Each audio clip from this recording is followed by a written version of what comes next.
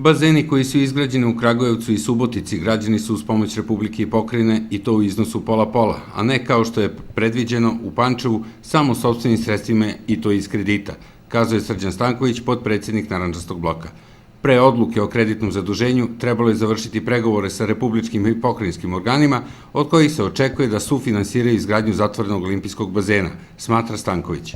Nemamo mi ništa protiv da Pančevo ima zatvoreni bazen, to bi bilo dobro, ali ne sme grad i građani da trpe zbog toga i mora se naći neko rešenje da se grad ne optereti u toliko meri kreditno za gradnju tog olimpijskog bazena.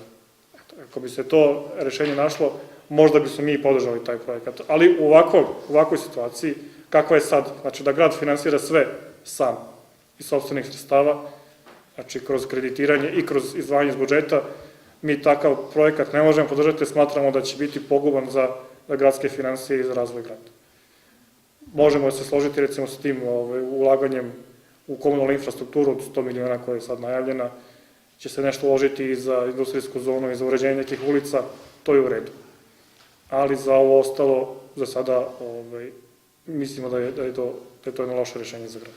Stanković smatra da treba naći neko drugačije rešenje od kredita za izgradnju zatvorenog olimpijskog bazena, kako se grad ne bi opteretio u godinama koje dolaze, a za koje svi tvrde da će biti teže od 2011. godine.